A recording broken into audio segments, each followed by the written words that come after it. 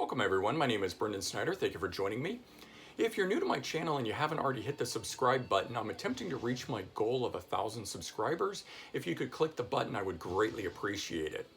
All right, we're going to take a look at the godfather of shock rock and garage rock pioneer, Alice Cooper, and his latest release, the Breadcrumbs EP, which came out on 10-inch vinyl around September of 2019. And with Alice being back in the media with his latest video, Don't Give Up, about the COVID-19 pandemic and everything that's been going on, I thought we'd take a look at Alice's 50-year career at this point, having released 27 albums to date and culminating with that right there, the 2019 EP. So,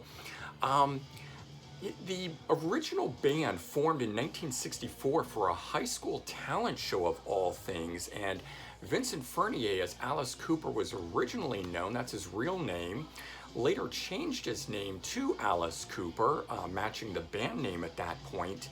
And then 5 years later, Frank Zappa signed the band. Interesting that of all people, Frank Zappa would be the one signing them.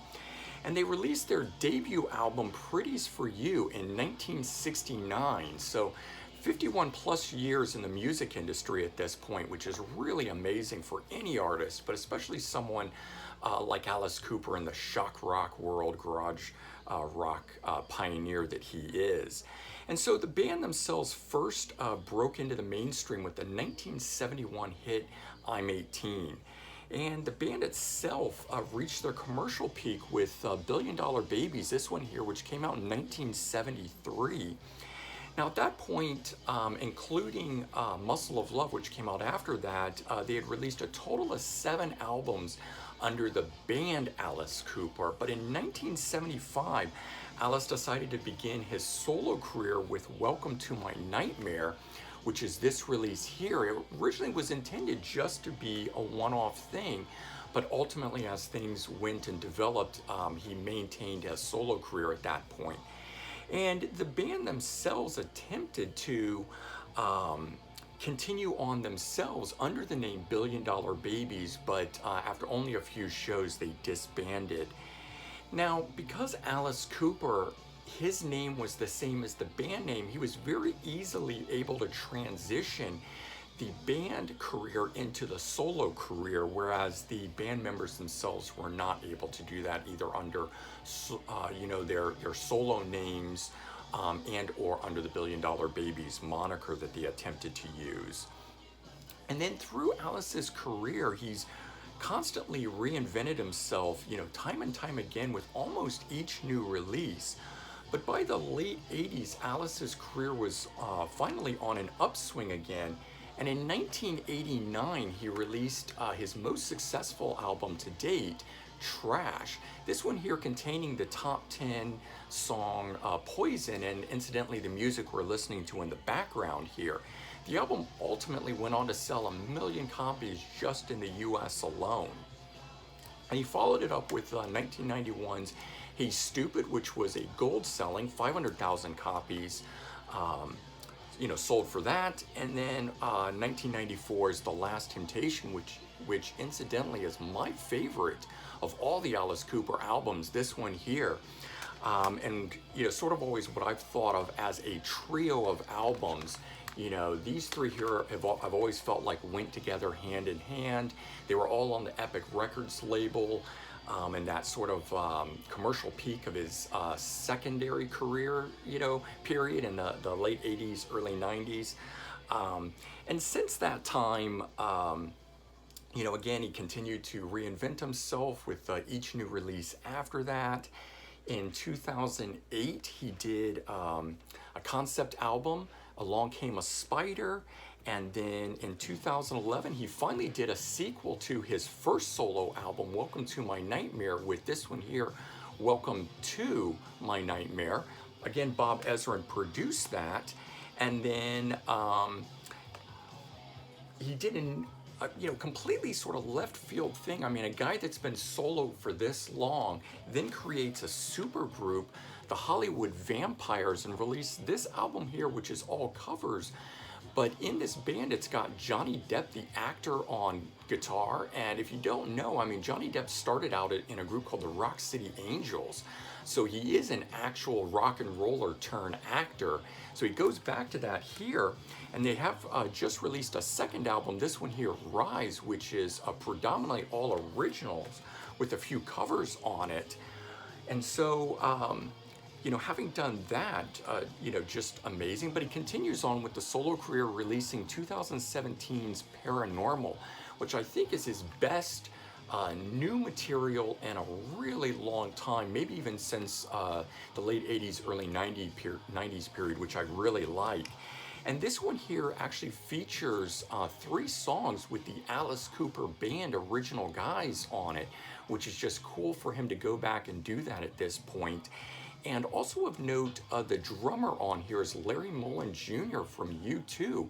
So the 3 tracks that Dennis Dunaway of original Alice Cooper Band fame doesn't drum on are all done by Larry Mullen Jr. of U2. So kind of cool to just, he's always got really interesting guest players on his album. And, you know, at this point, 51 years, you know, career going on, 72, he should be going off quietly into the night, so to speak, but he's just rocking more than ever. And which leads us to the Breadcrumbs EP that he's done here.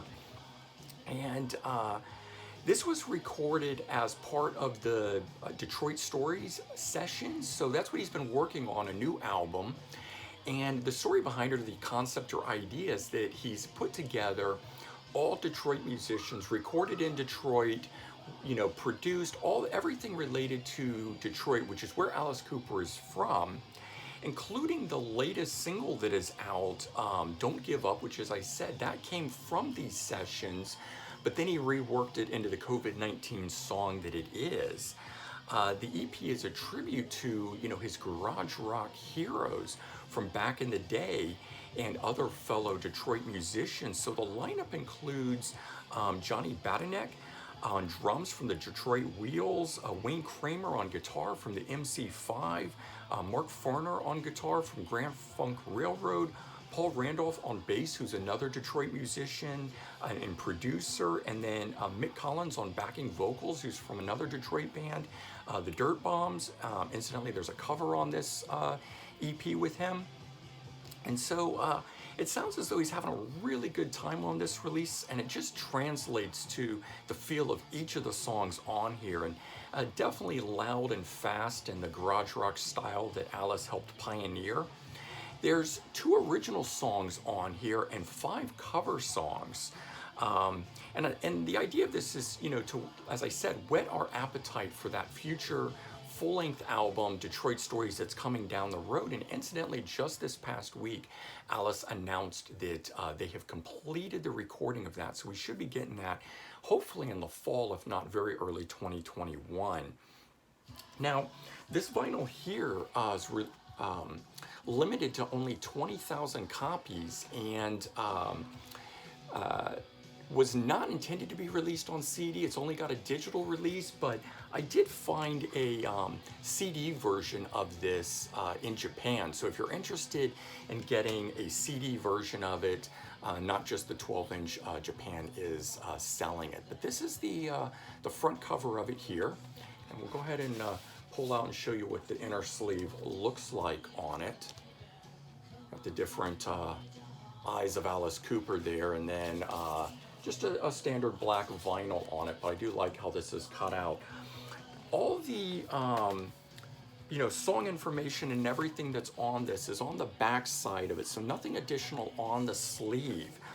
The tracks on this, track number 1, Detroit City 2020, is an update to the 2003 song that's from the Eyes of Alice Cooper off this. I mean, it's hard to believe that it's already been 17 years at this point since that song has been out, making it almost a classic in its own right now, and then having been redone here. You know, updating it with these guys here. Track 2 is Go Man Go, and that's a brand new song, and it's a great sort of new, you know, rock and road trip version of a song here, written with this new Detroit lineup. Track 3, East Side Story, is a cover of the lesser known Bob Seger song, who of course is also from Detroit. And it's, it's done as just a great revved up version of that song on here. Really good to hear. Track number 4, which kicks off the second side of the vinyl, Your Mama Won't Like Me, is his version of a garage rock take on the Susie Quattro song, of course her also being from Detroit, and which is just another, done in another way of Alice's sort of gender bending styles, the way that it's sung, of course sung, originally as the perspective of Susie Quattro, a woman singing it, now Alice singing it, but with the name Alice Cooper and, gender bending style, he can do that. Track number 5 on here, Devil with a Blue Dress On, and it's also paired with the song Chains of Love. So that's where you get the 2, making it the 5 cover songs on here. So it's a cover of the Shorty Long song and the Dirt Bombs song. And this one slows a bit, but it's more of a sort of a bluesy, jazzy style song on here, but it definitely keeps things going in the right mood. And then track number 6 on here, probably my favorite on here, it's the Sister Ann song, the cover of the MC5 classic. And it's just great to have Wayne Kramer redoing that song here, but with Alice Cooper singing it, and in my opinion, a great tribute. Bottom line is, I just think that the overall concept idea of this is just great. Let's also take a look real quickly at the CD itself. It's got the same cover and the same back with the information. Not anything extra in here. This is the Japanese release of it. So just let everybody know what the CD is like if they're at all interested in it. Incidentally, there's no additional insert other than the one that is the Japanese, lyric book and whatnot. That of course everything is in Japanese on here, and there's the OBI strip that comes with it that a lot of people like. But you can get it on CD, and of course if you don't want to get the CD or the vinyl itself, it is available to stream. It's great to see Alice returning to his garage rock style roots here, and I just think this is a really fun and entertaining release, and I think most Alice Cooper fans are going to really appreciate it and like it. Of course, at only 22 minutes, it's short in my opinion, and I could certainly use a lot more Alice at any point. But of course, it whets my appetite for the upcoming Detroit Stories album that I'm just hugely, hugely anticipating and waiting for here. All right, I hope you enjoyed this, and if you did, please remember to comment, like, and subscribe. Let me know your thoughts, and I hope everyone has a great day. Take care.